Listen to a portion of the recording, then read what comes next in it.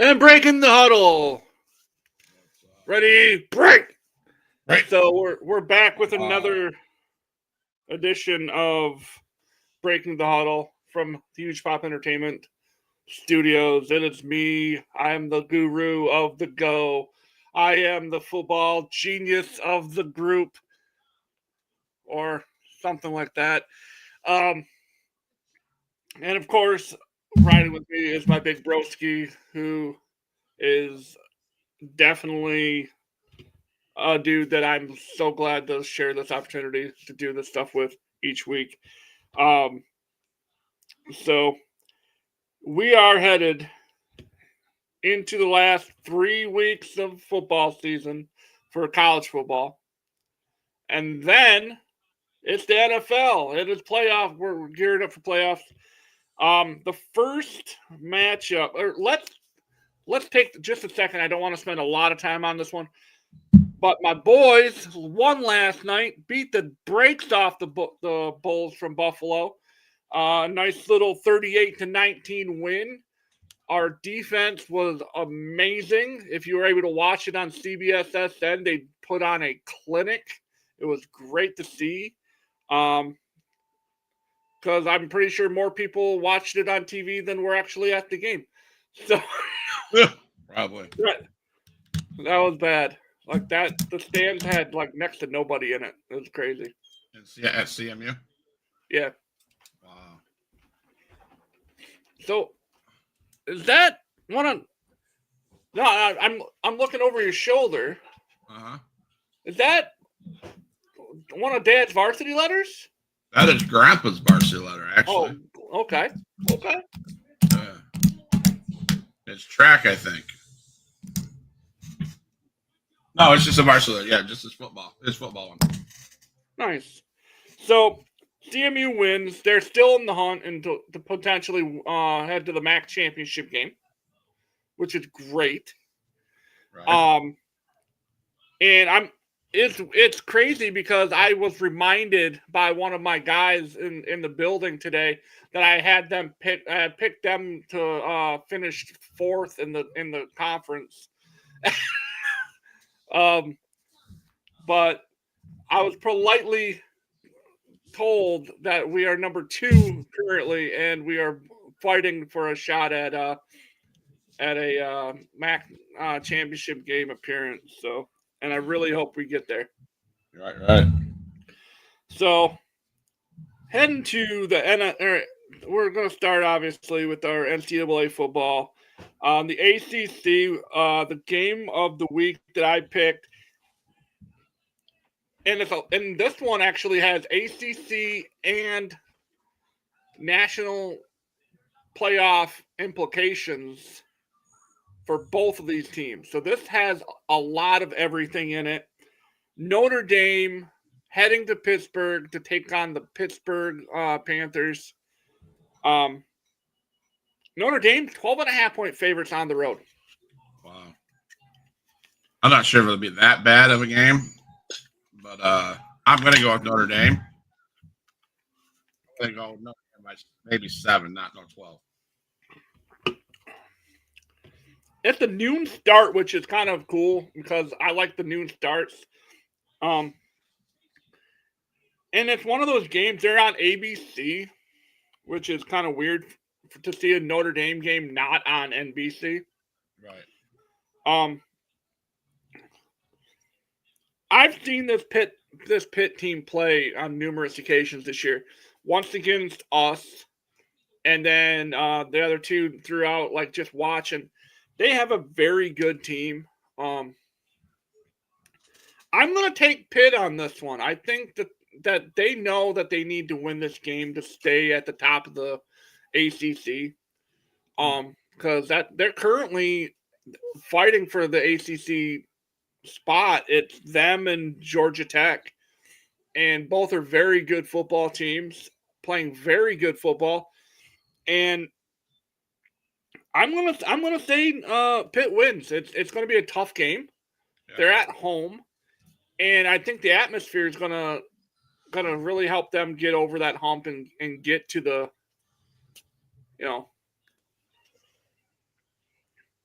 Next on the board, we got the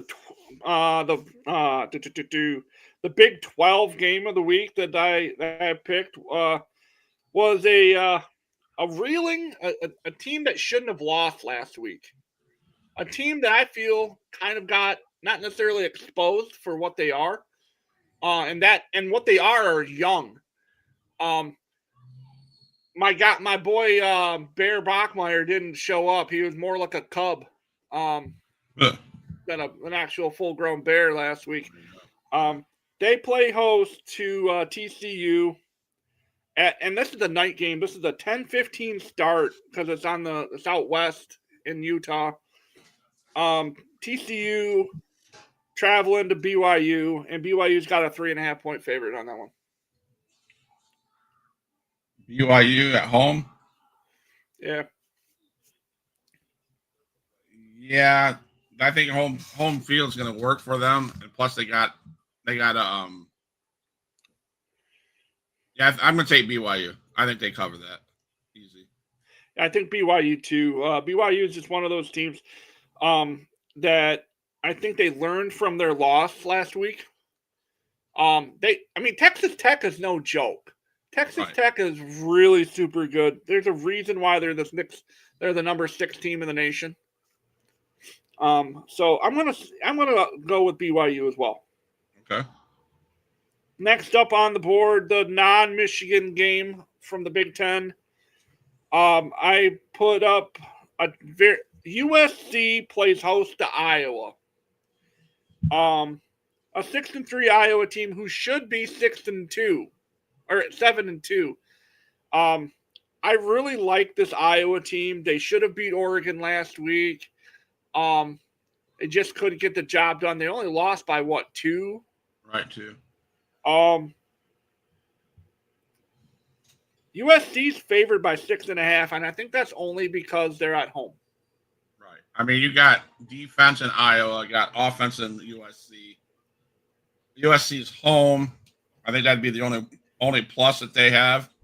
I'm going to tell you, you're right. Iowa, they showed up last week. Only missed it by 2. I'm going to say Iowa's going to upset USC. I'm going to pick Iowa as well. And and what's kind of interesting is I actually had a conversation with Coach Matt Drinkle, the head coach for CMU today, about that Iowa team. And he said that Iowa is that's how they've always been. They've been that gritty, that just hard-nosed, old-school football. He goes, that's why he basically said that's why he went there. So, and that's why he played for it, because he's from Iowa, so that's another reason. But Iowa is kind of like CMU, but on a more bigger scale. So I'm going to go Iowa, and I think Iowa's going to cover their own spread. I think they're going to win by at least 7. Because they're going to force USC to make stupid turnovers, and I really think that's going to. That's what they did to Oregon last week. Next on the board, we got. Did I pick a MAC game? You did. No, I did not. No, you did not. The SEC is the next one on the list. I know I put. I'm going to go in reverse order. I'm going to go Oklahoma traveling to Alabama to take on the Crimson Tide. And Alabama's, again, 6.5 point favorite. And I will say this with my whole chest. I think the only reason that they have a 6.5 point favorite is because they're playing in Tuscaloosa.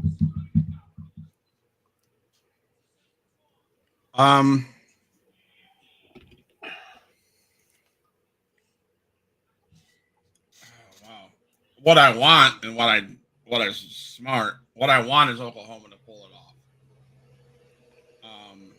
But Alabama's just too good. Alabama's quarterback is good. Oklahoma's defense has struggled. I'm going to go Alabama, unfortunately, by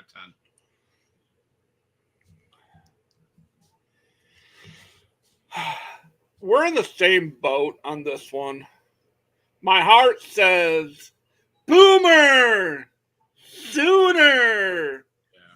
Tennessee sucks, Alabama by 40. No, Alabama, they're going to cover that, and they're going to.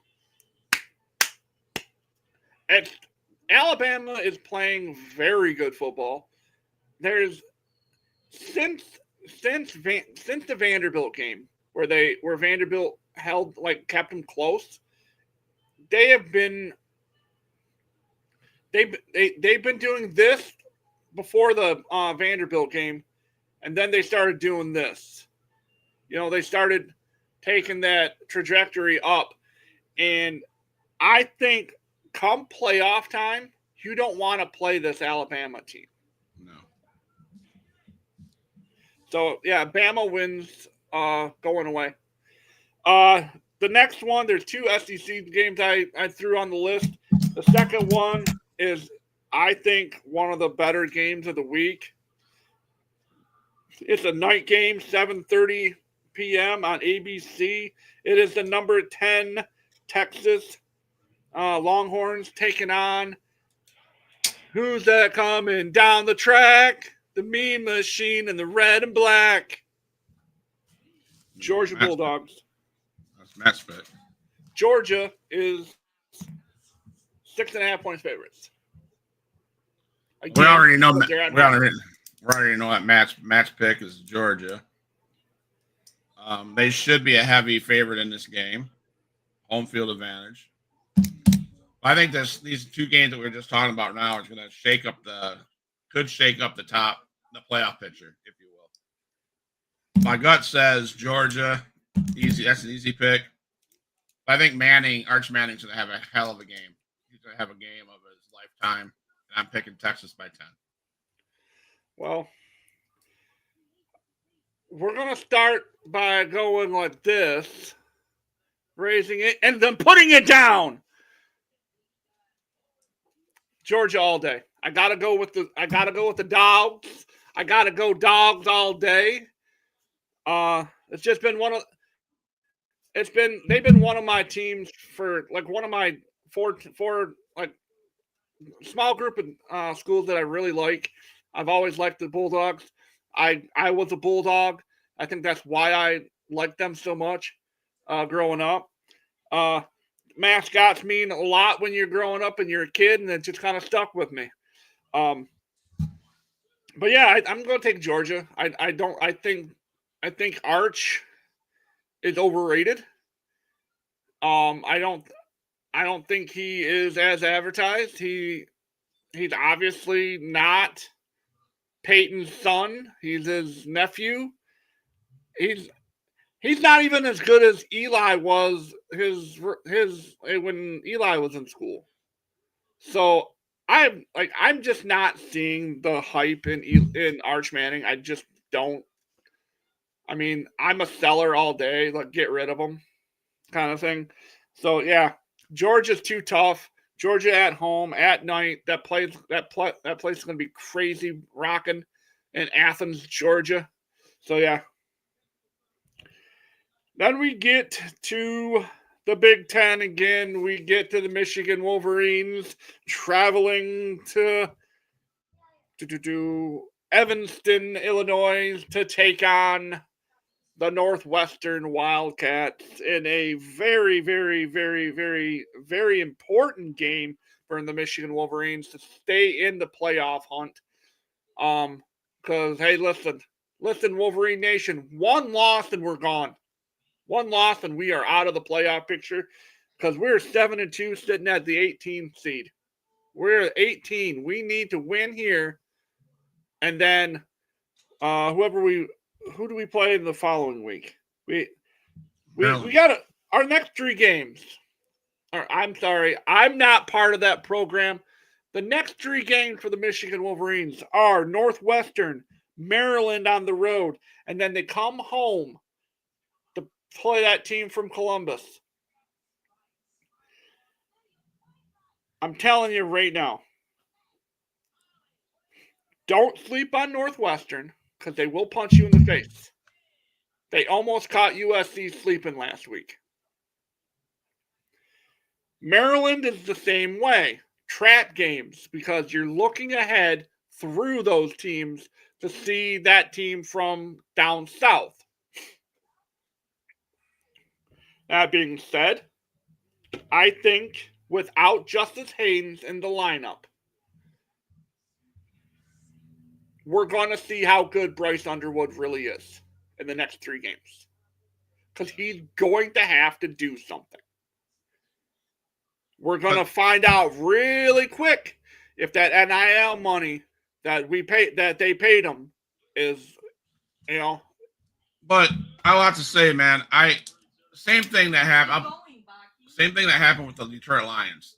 I think the same thing has to happen with Shannon Moore. He's got to make a decision that the play calling that's been being done at Michigan needs to change somehow. Dan Campbell, I'm not saying Shannon Moore needs to do this, but Dan Campbell took the playbook and look what happened. He called the best game I've ever seen the Detroit Lions game played. I think it's not just Dan, but because the defense stepped up too. You're right. Bryce Underwood's got to show his worth. But if the play calling is not allowing him to be who he should be, that's on the OC. I think Michigan, you're right. They could easily look past Northwestern and Maryland and get bounced out of the playoff picture altogether, and then we wouldn't worry about the Ohio State game. They got to figure that out, because even if they do win the next 2 games, that game in Michigan with the Ohio State's going to be a rough one if we don't figure this shit out. I think these 2 games need to be statement games. Offense needs to show out. Defense needs to show out. Either that or touch grass. So I'm picking Michigan because I'm a Michigan boy, but a lot's got to happen. I'm gonna take Michigan. I'm gonna pick them to win because I think they're better than Northwestern. I hope that our defense is as advertised and gets the job done, because that's what's gonna separate the team. Like, it reminds me a lot of the game from last night with CMU. There's just so much riding on. There was so much riding on the game last night for these guys that they brought their game from here to here. Right. So again, I'm obviously taking Michigan to win that ball game. And a preview for next Wednesday. Next Wednesday night. I know you're busy because you got a lot going on next week. Everyone, if you're at home and you want to watch a good, hard-hitting bunch of kids, at 7 o'clock on ESPNU, the CMU, the 6-4 Chippewas, who are currently sitting at second place in the MAC conference, they travel to Kent, Ohio, to take on the Kent State Golden Flashers. They are 4-6. They are on the outside looking in. They want to knock off these teams. They want to play spoiler to the Cinderella story that is CMU. But guess what? We are projected 73. ESPN analytics, 73, project us 73.2% to win that game. I, of course, am going to be telling you that CMU, we will win that game. And I was told today, this was kind of a funny story. I was told today because I said, hey, you guys played well last night. And I said this to the head coach. I said, hey, you guys played really well last night. And he looked at us. He looked at me. He goes, yeah, you're part of this too. So I don't want to hear you say, you guys, it's us. We played well. These guys are all in. Everyone is part of the program. The Huge Pop Nation is part of the CMU program. So we are so blessed right now to be in the situation we are, and it is it's just going to be a lot of fun in the next few weeks to see how this whole thing shakes out. On to the NFL, the Not for Long League.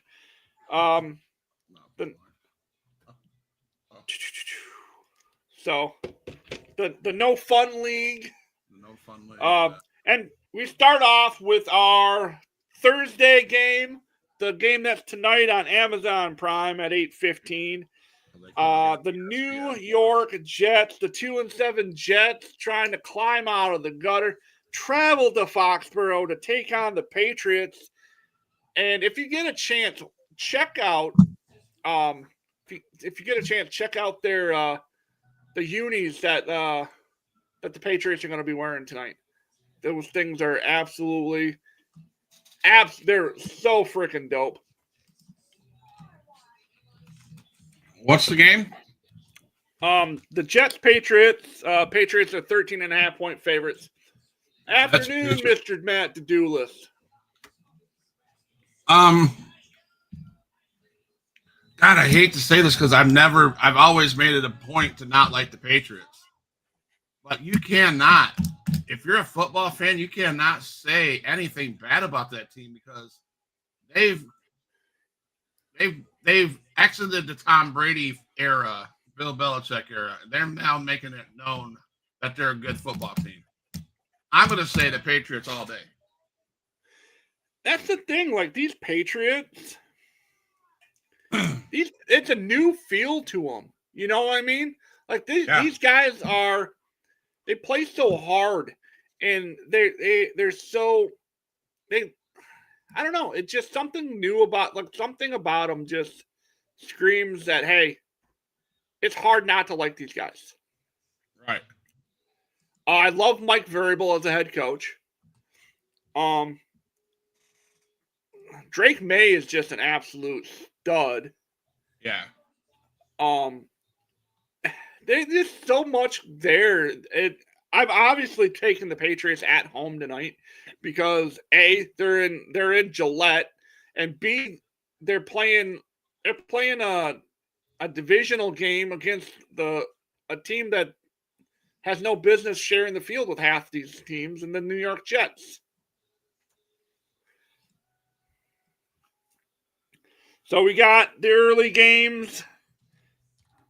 We got the early games. We got the really beat up Washington Commanders traveling over to Madrid, over to Spain to take on the Miami Dolphins. Both teams are 3-7.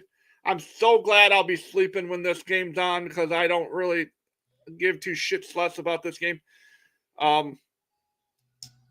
Two teams that are just absolutely they're struggling. They not yeah. My pick is not the Dolphins. I mean, the thing is, they're 2.5-point favorites.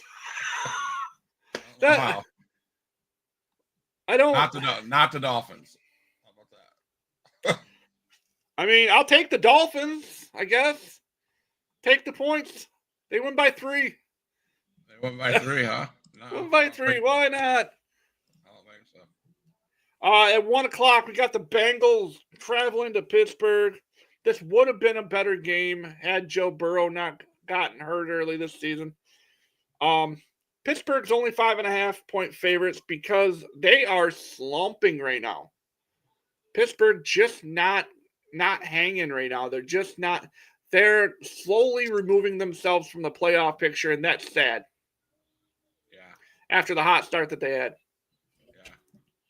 I'm still going to go the Pittsburgh Steelers. I think that Bengals they need to get out of this season to rebuild. Yeah, I think without Joe Burrow, they have no direction. No. Offensively, there's only so much Joe Flacco can do for you. You know what I mean? Like, yeah, absolutely.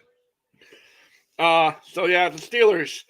Next up, we have the Chargers, led by Justin Herbert, traveling to another tough game for them. traveling to Jacksonville to take on the 5-4 Jags, who are trying to keep pace with and try to get into the playoffs. The Chargers are 2.5-point favorites on the road.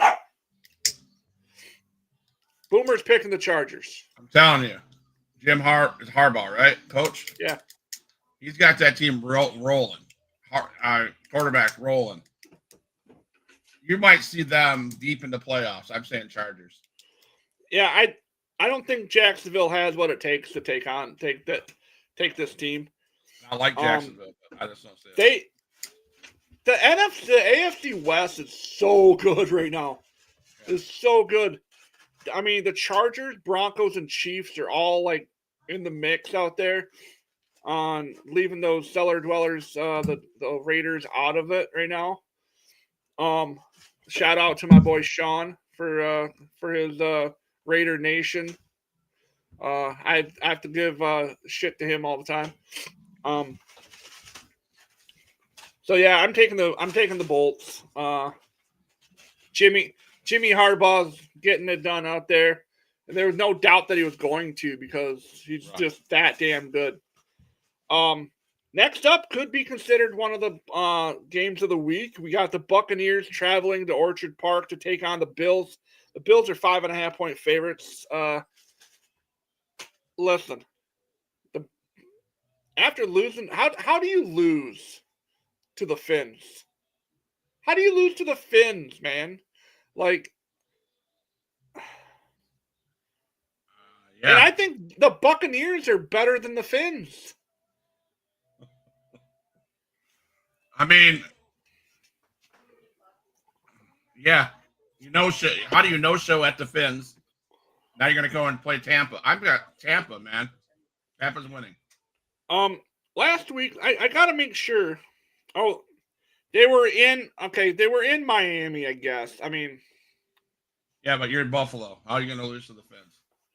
Now, how do you go and beat? That's my main thing. Like, how do you go beat the Chiefs the week before? And then lose to the Finns the next week. And lose to the Finns the next week. You're going to get dog walked against the Tampa Bay Bucks. I'm telling you. I don't think it's going to be a dog walk. I think Tampa pulls it off. I think Baker Mayfield shows out. And yes, I said Baker Mayfield is going to show out. I think right now the next couple games for Buffalo is going to be shaky because they are reeling a little bit. They got banged up against the Chiefs a little bit. They have a couple injuries that they're trying to rebound from. And I think they just Buffalo has to find their footing quickly, because if they don't, they're going to find themselves further and further down. Because I honestly, right now, if the Bills lined up tomorrow against the New England Patriots, Drake May would shred them. Yep. I think the only thing that's going to save the Bills is if there's 14 billion feet of snow. Well, yeah, because they'd have to move. If that happens, they'd have to move it to Ford Field, and they're undefeated at Ford Field. Right, there you go. Next 1:00 game, we got the Bears traveling to Minnesota. The surprising 6-3 Bears. I am shocked that these guys are 6-3 right now. I'm not going to even lie. Ben Johnson doing a very good job at keeping this franchise afloat. And by some stroke of genius or stupidity or whatever you want to call it, he's going to end up in the playoffs. Yes. And I'm going to say this. This is the week that we're going to see separation in their conference. Unfortunately. Well, no, not unfortunately, because I'm not scared, but the Bears are going to be up there with Detroit. Because the Bears are going to go win tomorrow on Sunday. And they're going to, once the Vikings lose, they're done. They're not going to come back. They're going to lose to the Bears, and they're done. Same as that other team that we're going to talk to about that has a tie. They're done after this week, too. So I picked the Bears.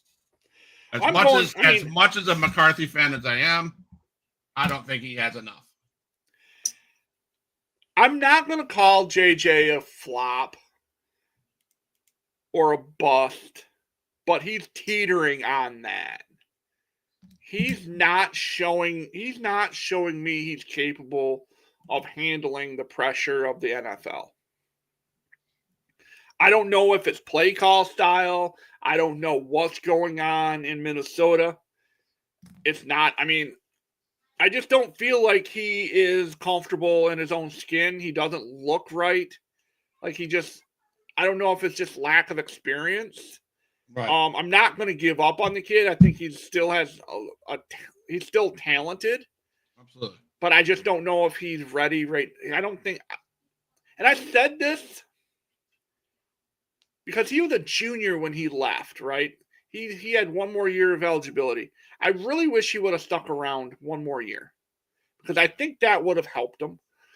I'm going Chicago because I just feel like Chicago's offense is just going to make.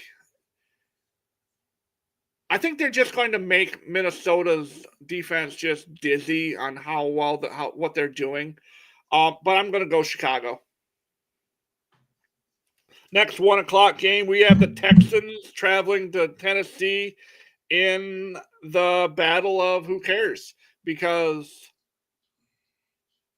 I mean, Houston's 5.5-point favorites, and I think the Tennessee Titans right now are just in the mindset of, hey, let's just try to get that number 1 overall pick again, and maybe we can get someone to help Cam Ward out. I mean, that's really all it is. Yeah, Texans all day.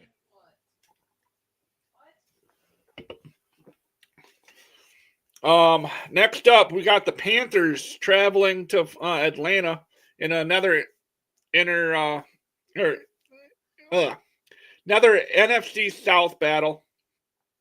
Atlanta's got a 3.5-point favorites over the 5-5 Panthers, who is starting to turn things around a little bit, but I don't know if they're quite there yet. Man, talk about inconsistency. Both teams, Both young quarterbacks. We got Bryce Young on one side and Michael Penix on the other. So I mean, both good quarterbacks. If I'm going to go quarterback, I think Bryce Young beats up Penix. Yeah, I think Bryce and the Panthers could pull it off. Yeah. That's one of those coin flip games because it is a 3.5-point favorite for the Falcons. I don't think home field advantage is that much. I think the Panthers win. Right. The last 1:00 game, we have the Green Bay Packers traveling to the New York Giants. Listen, if Green Bay doesn't blow out this team right here, it shows how good they are not. Because you're looking at a Giants team that not only do they not have their starting running back, their starting wide receiver, their quarterback is now out in concussion protocol, and they're starting a guy named Jameis Winston. Their offense that's pretty bad when they choose Jameis Winston to start over Russell Wilson. Super Bowl MVP Russell Wilson isn't starting, but they're going to start Jameis Winston. Again, I'm not going to say go whatever, go. I'm not going to say go blank go, but again, if they don't win by at least 2 scores, Matt LaFleur needs to take a long look in that mirror and figure it out, and maybe put down the Madden controller and like really look at his play calling sheet because something's up. Well, I'm going to blow your mind. I think, giving the ball to Jameis Winston, he's a Heisman Trophy winner. Let's not forget that. All right, so there's hope there. Okay. There's hope. I've been not too impressed with Love. He's made some bad mistakes. We're in Giants. We're not in Lambeau. I think new quarterback beats the Green Bay Packers. Again, I say separation, and we're going to beat them the Giants will win by a field goal. There was the 405 games. We have two of the hottest teams in the NFL playing right now. This is when I was looking down the schedule, I was like, all right, this is the game of the week. This should be prime time, in my opinion. Seattle traveling to Los Angeles take on the Rams. This Seattle team is crazy good.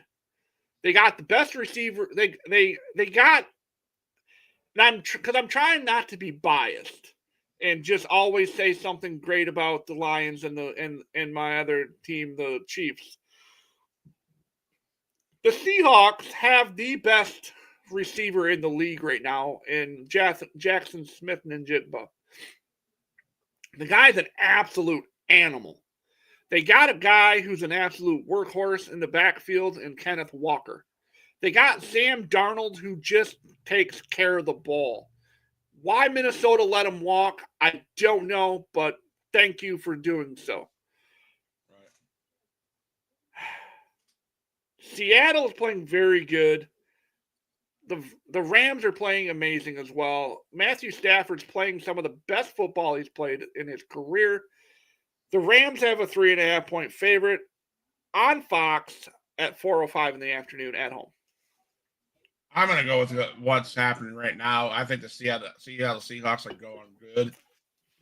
And I'm thinking it's going to be a close game.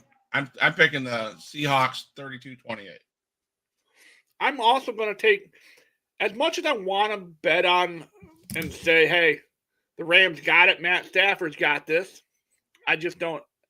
I think things are just a little bit. Tyler Woolen, the DB for Seattle, might come up with a game clinching pick. But yeah, I'm going to take Seattle. I think Seattle currently is the best team in football. Next 4:05 game, we got the 6-4 San Francisco 49ers traveling to Arizona to take on the 3-6 Cardinals. And this is what's weird about this one. If I'm looking at the spread, I'm thinking it's more. It's got to be what? A score at least? It's got to be 7? Yeah. Nah, the Cardinals or the 49ers are only favored by 2.5. Right, yeah. That's crazy to me. Yeah, I think you're going to see the Niners blow them out. I really, honestly, I think you are. In the first 4:25 game, we have the Baltimore Ravens, who are sitting at 4-5, traveling to Cleveland to take on the 2-7. We are the Cleveland Browns. I mean, let's give Kevin a golf ball. Let's have him tee it up and hit it as hard as he can. And that's how many yards he hits the ball out there is how many points the Ravens are going to kill the Browns by.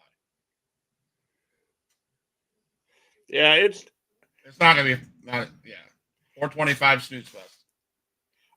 But here's what's crazy. On the road, the Baltimore Ravens are 7.5-point favorites. Right. They're gonna let's just double that and say they win by 2 scores. Absolutely. The last 4:25 game is another very good game. We got the Chiefs sitting at 5-4, trying to figure it out. I don't know what's going on this year. This division is so uber competitive. They're traveling to Denver to take on a team that's also trying to figure it out, but they keep doing it. Week after week, they keep pulling it out of their butt to win a game. They try to get – and listen, Bo Nix is a hell of a quarterback. Does a great job out there. Kansas City going into Mile High, 3.5-point favorites. I'm going to tell you, KC's going to have to play a hell of a game. to beat the Broncos at home. Bo Nix is doing on Patrick Mahomes is amazing as well. You got probably two of the top quarterbacks in the league. But like you said, man, they find ways to lose, right? They're going to lose this one. Broncos by 7. Well, here's the thing. What was my quote last year, right? Great teams find ways to win. This year's Kansas City Chiefs team, as much as it kills me to say it, they're not that team this year. They are a team that's trying to find their identity, trying to figure it out again. Right. I think Denver beats them. I really think that Denver at home they're going to win because they're at home. If this game was in Arrowhead, I think the Chiefs could win this ball game, but I don't think that they're just not. Something isn't there this year. Right. They play great at home. They just can't pull it off on the road. So I'm going to take the Broncos probably by at least one score. That's going to be a good game though. Then we go to the Sunday night game. I usually wait for the last to do this one, but this is also a very, very, very sneaky good game. We have the 6-2, the best team in the NFC North, the 6-2 or 6-3 Lions traveling to Philly to take on the Eagles. The Eagles are 2.5-point favorites. It's a very scary game. Very good game. It's going to be a good game. It's going to be, one of those games that Lions fans we're about to edge our seats, and it comes down to? It comes down to blocking, right? It comes down to what holes is the offensive line going to be able to make. I don't know what happened. I don't know why. I'm sure Matt could tell us. I don't know why Dan Campbell took the playbook last week, other than the OC from the week prior, called a horrific game, in my opinion. I think if you see Dan Campbell grab that book again, you're going to see Gibbs and Montgomery put on a hell of a show. And it's going to be an all-around. They're going to need the same kind of game, I guess what I'm trying to say. They're going to need passing. They're going to need running. Because if you can't get running unless you have passing, right? If you can't have your tight end, you can't get nothing. Because the tight end, I've learned over the last 2 years, the tight end is like Kelsey. Why is KC so good? Kelsey. Why was the New England Patriots so good? Because they had Gronk, right? Why is Detroit good this year and last year? Well, they have Laporta. Is Laporta RTE? Yeah. You have to have that, because if you have that, your running game can go. If you have receivers like St. Brown, Wilson, I think Detroit's offense is too much for the Eagles. I think it's going to be a good game. I'm not saying the Eagles. I'm not taking nothing away from Hurst, because he's a damn good quarterback. It's going to be. I hope it doesn't come down to a tush push. But I see Detroit winning by 7. Now, this game right here, the way I'm really looking at this game will determine, in my opinion, who the number 1 seed in the NFC is. Because if we can go into Philly, and lay it to them and get the job done, then we go to New York then we're home for the Giants. Yeah. I love that. I absolutely love that. We just have to play our game. We have to block well. We have to show why we have the best offensive line in the league. We have to show why our defense is insanely good.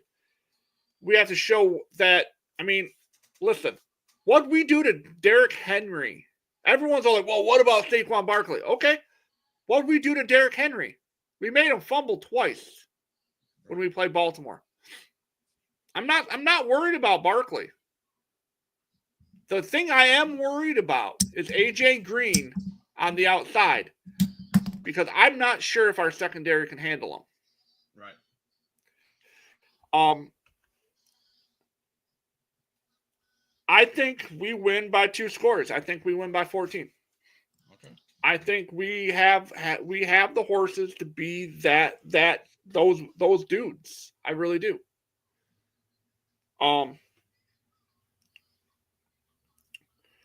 So of course I took the Lions, and then the last game on Monday Night Football, we have the Dallas Cowboys, the 3-5-1 Dallas Cowboys, traveling to the 2-7 Las Vegas Raiders to take on the Raiders. Dallas is 3.5-point favorites. Okay. Clip it, mark it, whatever. It all depends on what kind of dance JB does. Does he get out there in his Dallas jersey and do a dance on the sidewalk? Or does he not? Justin, your Cowboys are going to win. I have a feeling. I think they're. If you don't win, okay. Now how about this bet? If you see this, if they don't win, if the Cowboys don't win, Justin Bundy shaves his head.